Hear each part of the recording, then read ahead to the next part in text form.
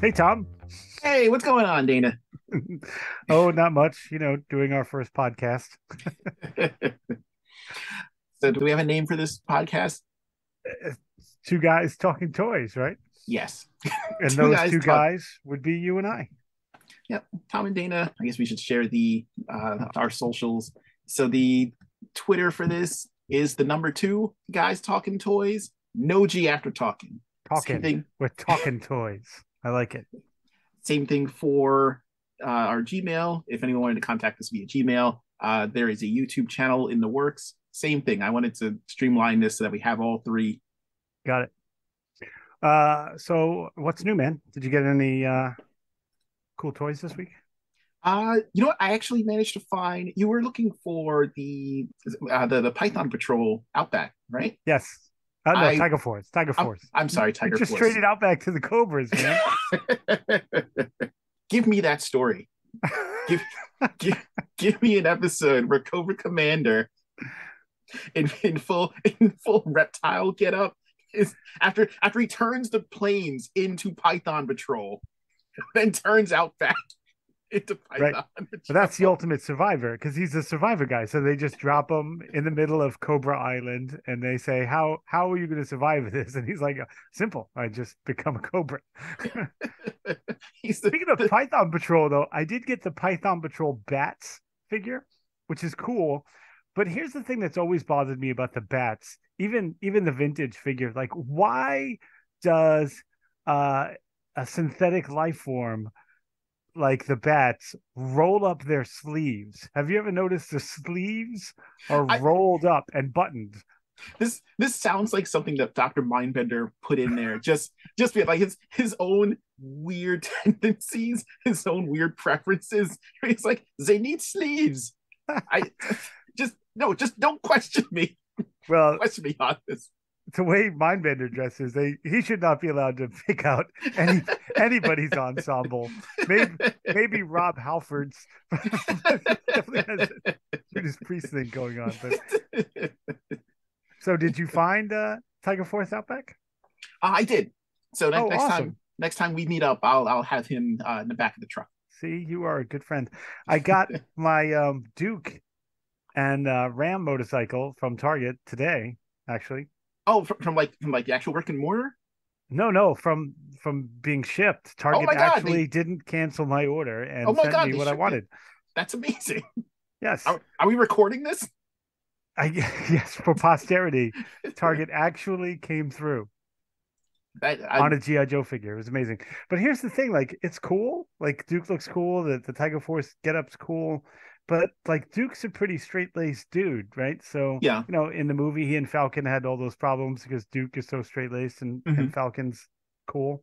Hmm. Um, but he doesn't come with a helmet. Like if all people, like Breaker came with a helmet to ride the rapid fire motorcycle. Of all Yeah. people, Duke would wear a helmet while Is riding his motorcycle. is that because it was the 80s and you were like, I'm grown. I don't need a Maybe, helmet. But he, maybe he, he did treat Falcon like a child, so he did.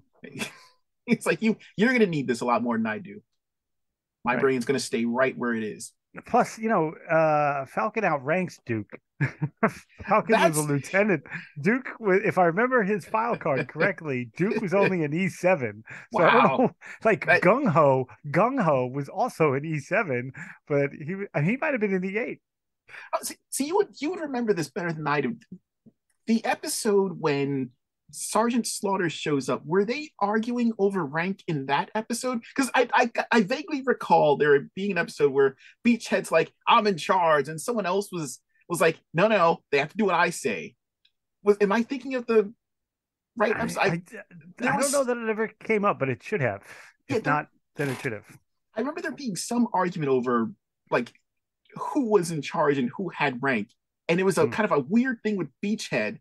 And I didn't watch it that much as Right, a because Beachhead was the trainer guy Mhm. in the movie. Yeah. Uh, before we knew about Sergeant Slaughter's little playhouse. But Yeah. anyway, that's what I got new. And of course, Bazooka. We both picked up Bazooka, who's pretty buff. Yes, thank you for getting a hold of him. He is awesome looking. And it's funny because like as a kid, I didn't collect a lot of them, but seeing them in the current line, worth it. Like I didn't know Bazooka. I as a kid.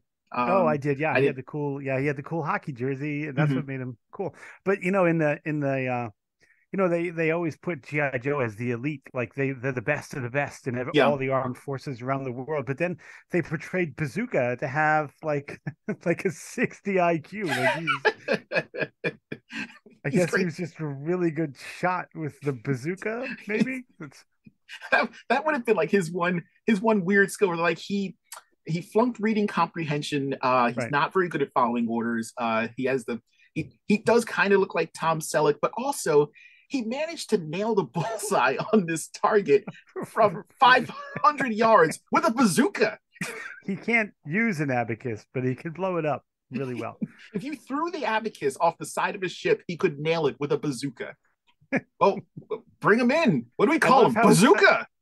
I love how we've already like wormholed away from our introduction. I'm This is hoping loyal listeners that this is part of the charm that Tom and I will just rabbit hole away. this is And I'm this is using loyal listeners in the same manner that Stan Lee used to use true believers.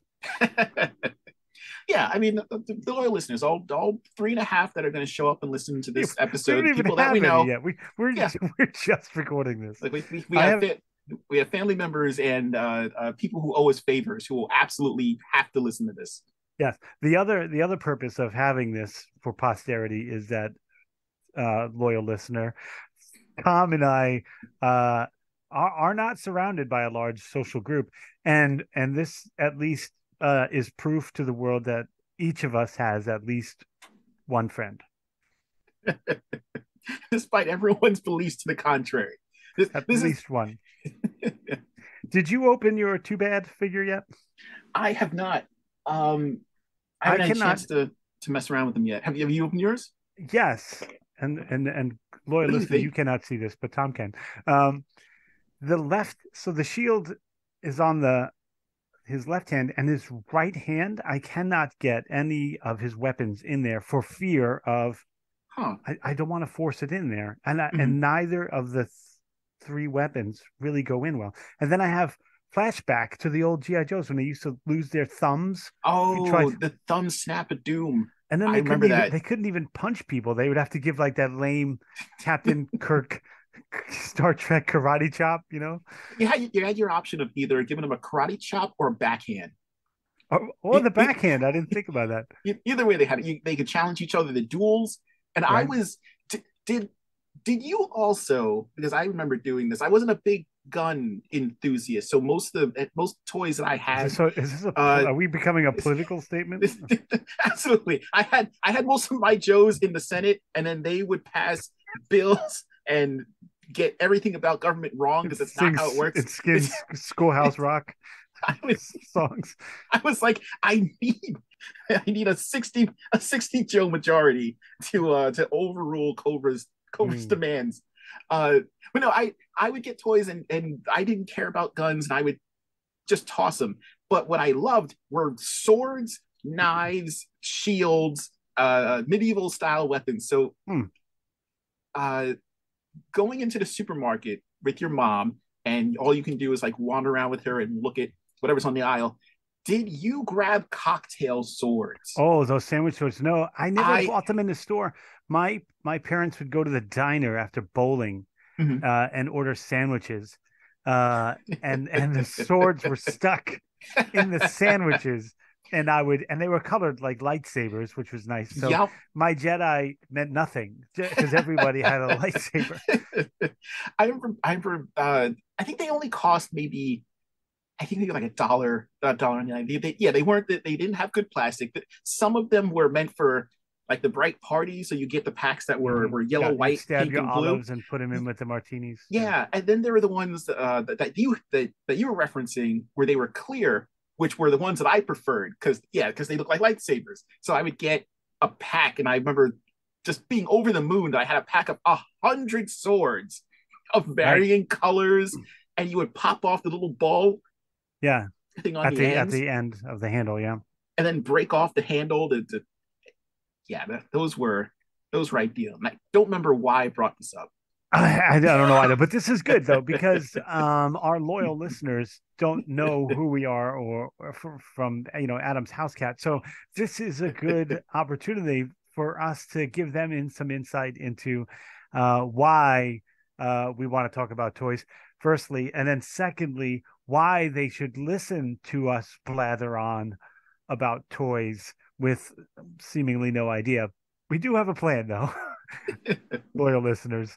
Um, so I wanted to discuss today with you, Tom, like thoughts on and this talk about our introduction into toys is great. Like toy collectors seem to me to be of two ilks. Like there are those that like the vintage stuff that got them Mhm. into toys. So Yeah. let's talk a little bit about that. Like what vintage stuff got you into toys? And to speak to you about the guns, we are opposite in a lot of ways. Like you are a very technical toy guy. Like you know how the joints are made, and because you've done toy design, that's who you Mhm. are. And you're an artist and you design these characters and design toys, and they're all wonderful, and how they're going to fit together and how they're going to work is how your brain works. Mhm. Mine works with, I want to open it as fast as I can and play with it, and I don't care how it was made. And so like that, we both have that childish thing. And another thing that we're sort of opposite about, I didn't like swords and I like the guns because we had um free reign of the basement when I was Mhm. younger. So my brothers and I, depending on which figures we were using, which started with G.I. Joe and Star Wars because they were of comparable size, we Mhm. would build these bases with bridges and old refrigerators, and we changed the whole world in the basement, and we would set up battles taking cover. And of Mhm. course, your favorite guys had the best cover spot, the deepest foxhole, right? And we would use rubber bands to Oh, best kind of get that's a good idea. behind the figure from their like point of view and try Uh-huh. to aim from their point of view to shoot the enemy, and then you would literally, your guys would get shot, and like Uh-huh. one of your favorite guys got shot. Well, that was, and they were They out of the battle. That was they were just difficult out. to, like, why am I even playing anymore? See, Falcon's out. chances are you had much better aim than most of the Cobra Troopers in the cartoon. Right. And the artillery shells, like originally like Zap, and later on Bazooka, and some of the vehicle shots, we would use those rubber bouncy balls, Oh and you try yeah. and lob those over and try and blow up the foxhole or whatever. But it was a raucous endeavor. So how did the vehicle play Mm, go on with you guys? Like, what was the if you're shooting rubber bands, when right. did they decide? Okay, we're just gonna jump into Snowcat and plow in there. Right. That's where the bouncy ball came in. You had to shoot the vehicle with something with a little more heft. See, I envy you. We didn't have a basement growing up Mm. in my house. It was just a flat. Yeah, there was nothing. So we wound up outside in the backyard. So there was a lot of if stuff would get overgrown, if I hadn't cut the grass yet, and like weeds would get really high, we would there was a certain kind of plant that grew in our backyard, and it was Marijuana. uh, that would have improved the gameplay. I think I may not have played with toys as much. Tom's just not interested in toys. Not quite sure what he's real relaxed though. He doesn't complain about anything. But we there used to be this one particular kind. It was fairly thick, and we used to saw it down, and then I would use that to make these little hideouts, and then you would be playing with say uh not the sectors, they were too big for that. I didn't have enough material for that, but say like battle beasts. I would Mm. get my battle beasts together and I put them inside these little box creations I had made with this plant, and then just smash the whole thing because it looked awesome. Right. So the big battle was this thing collapsing, and they were of such great scale too, overgrown plants and grass, that it made for like such a cool, as a kid, like you're imagining this world as a movie, so it's Right. amazing. Being able to construct outside. I built the most amazing Ewok village up in this tree Mhm. one time, and unfortunately, I had been enveloped in poison oak, Oh, and from fantastic. climbing up into this tree. As a kid, So worth it. it was so worth it. But then I wasn't allowed to go up and get my Ewoks, so I was Uh like throwing rocks to knock them off. But loyal listeners, the one of the points of this show is to speak on the culture of toy collecting, and we've got several topics in each episode that we're going to talk about. But we are trying our best, Tom and I, to figure out how to make this sort of interactive. I mean, we're recording without you, but we really want to hear about your comments and some of the questions that we ask each other. And like, so I'm going to ask, like, Tom, when you were young, like what was the toy line that really, like, you were like, okay, toys are my thing? Like, what was the toy line that did that for you? the I think my immediate snapbacks, I grew up in the 80s. Um really Battle Beasts. They were not the first toy that I ever That's not got. the one most people say. Battle Beasts are sort of No, yeah, they're a very kind of specific style of toy that not a whole lot of people uh jump on. But I remember they were distinctly so as a small. They were so small. Like there was yeah, nothing comparable. yeah, it was, and they were, yeah, like they weren't really to scale with anything. There wasn't a whole lot of, yeah, aside from like Polly Pocket, there And like wasn't a the muscle guys, the muscle things, but they yeah. weren't articulated at all. They were I just I think that's why. erasers that you couldn't use. Yeah, I think that's why I gravitated to them more than muscle, because I remember seeing those figures as a kid, because I think they came out around the same time. Mhm. Uh, I don't remember offhand which preceded which, but I'll never forget the first set that I ever got. And again, like I had toys before that. Like I loved. I was entertained easily. My parents used to get me those imperial dinosaurs, the huge ones. They'd be weird colors. There's like the triceratops that was red with the Right, with the right. black spray on it. Just all those, and they knew that they got They me. And sort of you, just like we saw, they sort of paid homage to those recently in Target over in the oh bargain area. oh yeah, that's true. You can always.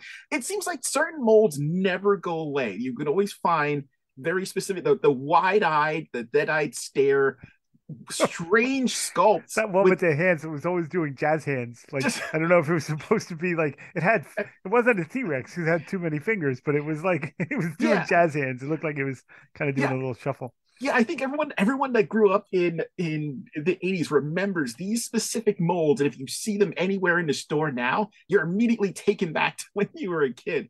But yeah, like those were toys that I was, just happy to get. But I remember being in, oh, it must have been second or third grade, and we were doing like a holiday grab bag. Everyone had to bring in a toy, and you put it in the bag, and then the teacher would go around to each kid, and you grab whatever, and every kid would spend as much time as possible fishing around for the biggest thing, because back, yeah, when you were little, big equated to great. So Right, right, right. I I I remember It still does in my world. it, I remember getting the Captain Lou Albano, his The original, LJN yeah, one. the original LGN Captain Lou Albano. And I remember getting him, and he was maybe like the last thing in the wrestling world that I wanted. He's a manager, he's fat, he's not gonna, I can't do anything with him. He's just a large hunk of plastic.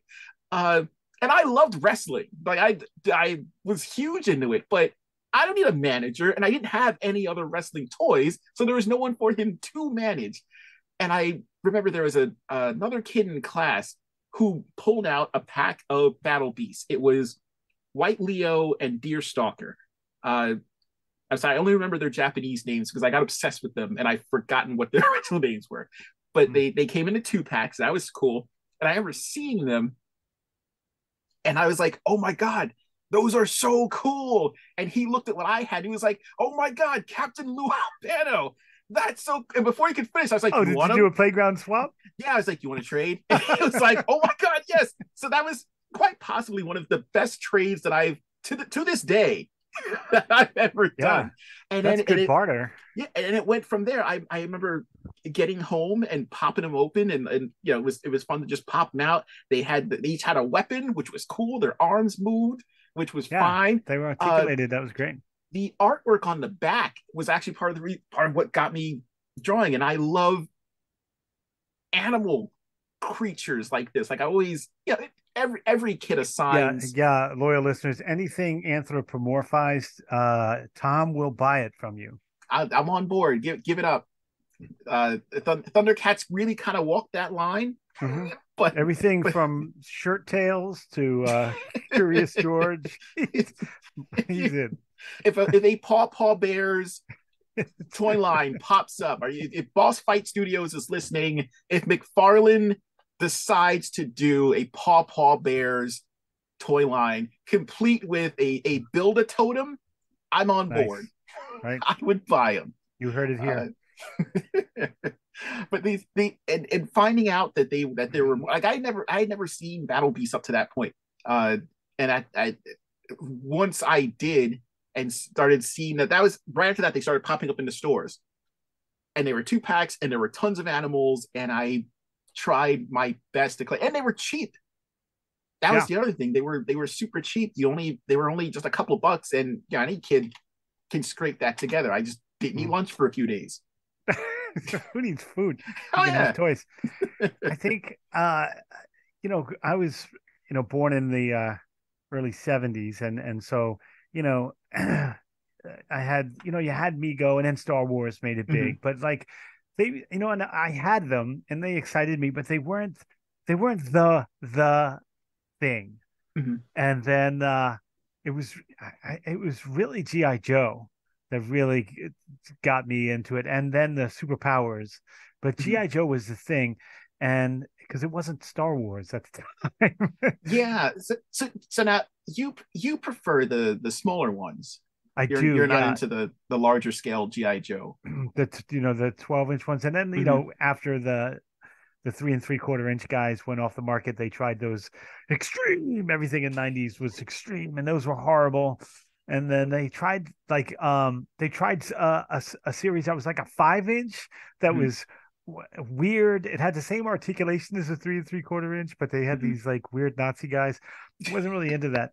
Um, but yeah, GI Joe was the one, and because they were the direct competition to the Star Wars at the time and all that, and they had the great figures. But the thing with it that I loved is that you weren't imitating the movie, because Mm-hmm. everybody had a character in the movie and that's who they were. So like playing was different for my brothers and I than most people. It wasn't just pew, pew, pew, you're dead. Like we Yeah. had we had dramas. It was like soap operas, and we had these long going stories and rivals and family members that we made up. And I love the file card.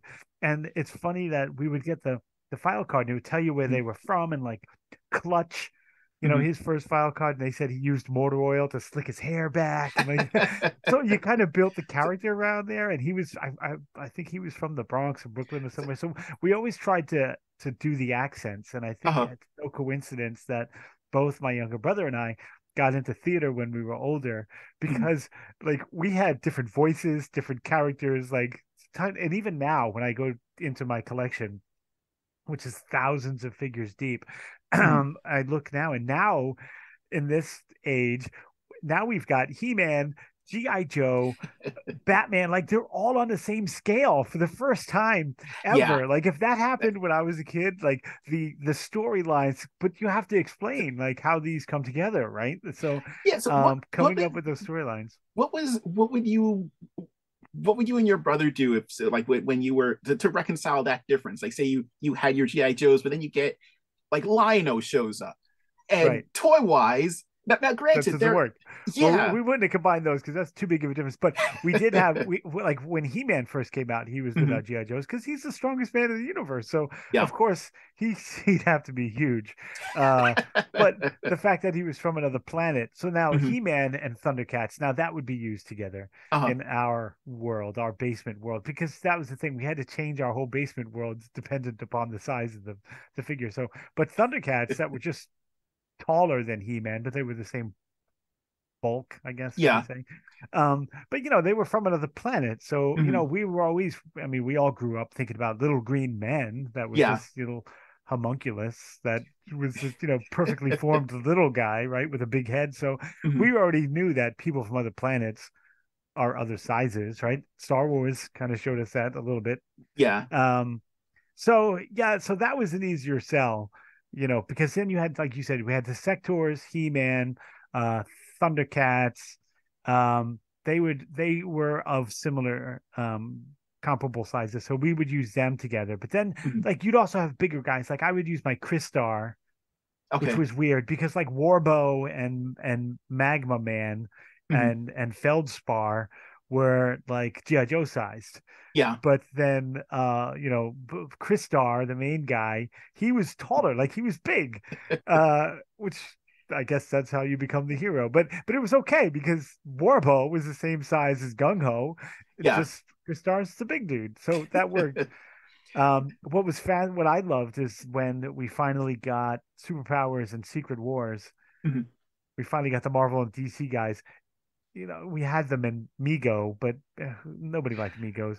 Uh, um, but they were the same. They were the same size, and then you had the Tower of Doom and the Hall of Justice, and that was really the next step. Hmm. But it was GI Joe that really got me in. So I want to talk a little bit about like the two ilks of toy collecting that we spoke of in the beginning, and then we wormholed. Um, like the vintage guys that buy toys that were meant to be toys. Like they Hmm. were designed for kids. Like even as far as, and we were discussing this, we've discussed this several times, that like the Toy Biz X-Men line of Yeah. the 90s, which was fantastic because it was the Hmm. first time you got, like, there were times when those would come out and I'd be like, I don't know who that is. I have to go Yeah. look it up. Like they really put some obscure characters out there, which was amazing. And that all kind of changed in mid 90s when McFarlane put out the 6-inch Spawn guys. Now Yes. that then he I. changed our standard size, Hmm. which went from 3 3/4 inch to 5 inch, Yeah.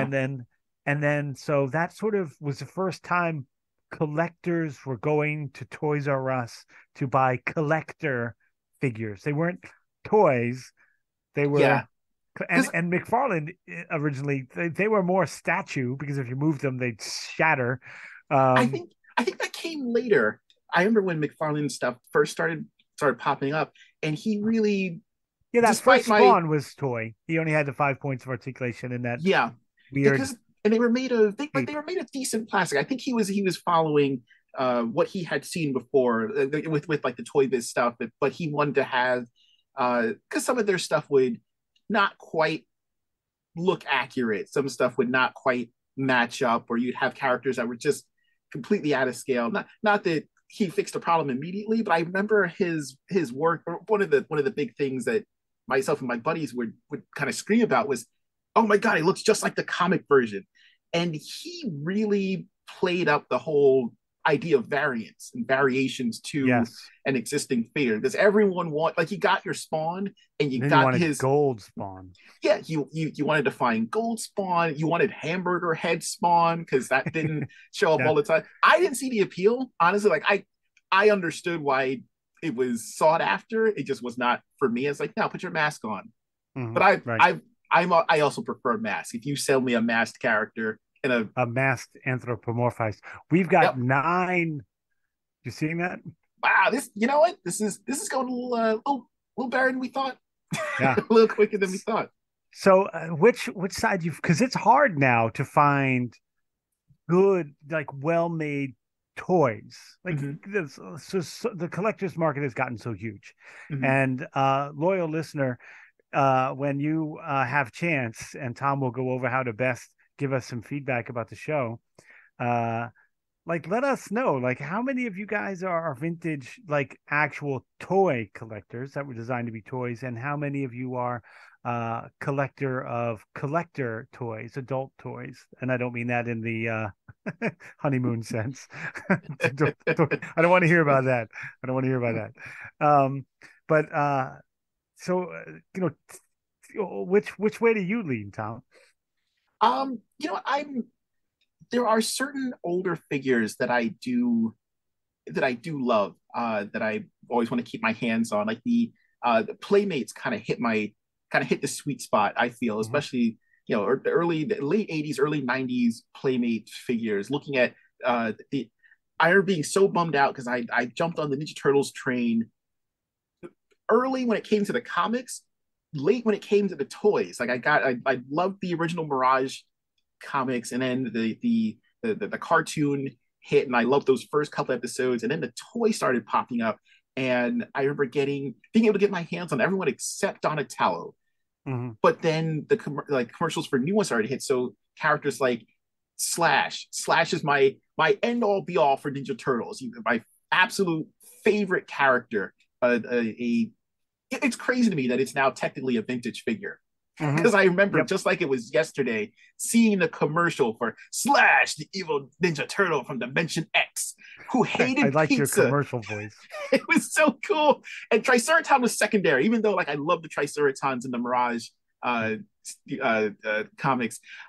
Getting him like immediately, seeing the commercial, going to Play World, picking him up, that I love. However, as I got older, and see, like I remember constantly looking at toys and thinking, how could this have been better? Like, even though I love what I got, I love what I've gotten in my hand, there's ways to improve. And you would see this with like different toy lines you collected. So something simple as like He-Man.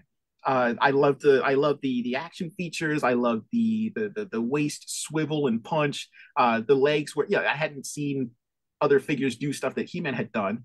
But then Sectors came out, and we're looking at ball and socket joints. And I remember popping the arms off of mine, hoping it wouldn't break, and just looking at it and then wondering, why isn't He-Man using this method of articulation? Because you could get them in so many different. But then the few GI Joes that I had, you had the bend at the elbow, you had the bend at the knee, and Sectors had the bend at the knee, but not at the elbow. And I was like, why is there? I'm thinking that there is a shadowy council somewhere that decides who gets what articulation. I'm like, The how come we can't? Illuminati.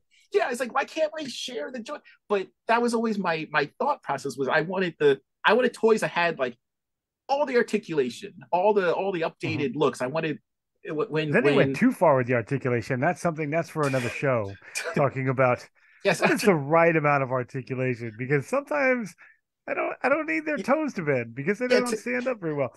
Toy But Biz was the monkey's paw of collectors wanting yeah, articulation. They got yeah, it. Boy, did they yeah, get it. they got too much.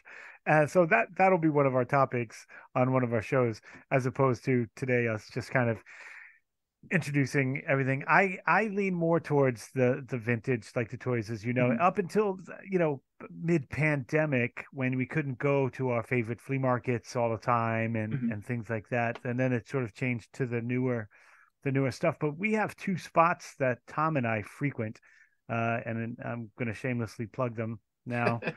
Time Warp Collectibles in Lake Grove here on the island, and Milo Collectibles in Oakdale.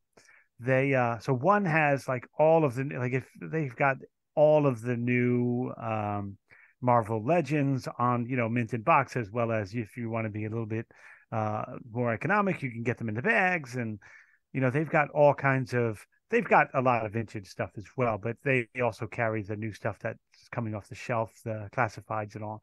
And then Milo is almost all vintage stuff, and he gets in stuff all the time. So um a lot of my collection is, pre 2000, from 1970 to, 2000. And then, some of the new stuff. But I tend to lean towards more, with the economic changes and what happened during the pandemic, but pre-pandemic, much more so vintage than the new stuff, because it's just I like the nostalgia of it, and I like that they're Mhm. played with. I like buying them used. I like seeing toys that have been taken out of the box and played with, and you can see the scuff marks, or like you can see like Oh yeah, Black Star's got a black eye, literally a black mark, because what's his name has black gloves. He got punched pretty good. That kid did a good job. I kind of like that. I like the ones that I know have a story, they have a history, they've been played with. Like I want to see Andy written on the foot of the vintage toy that I buy. So we are So, down to just a couple of minutes, Tom. So I really do want this to be something that people can relate to and feel like they're joining the conversation, because I think our mhm, style is just conversational.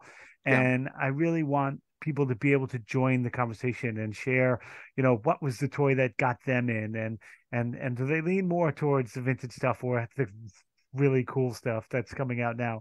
So Tom, do you want to review again where they could find us and comment? Yeah, absolutely.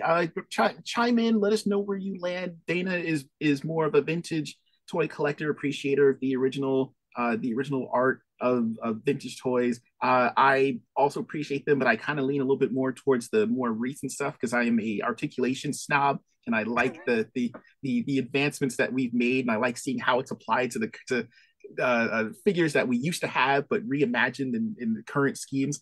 Let us know what you think. You can actually at us at Two Guys Talking Toys. That is the number two Guys Talking Toys. No Talk G in in, the talk talking. in. Yeah. Uh, that would be our Twitter handle. I'm currently working on a YouTube channel, which will also be just Two Guys Talking Toys, the number two.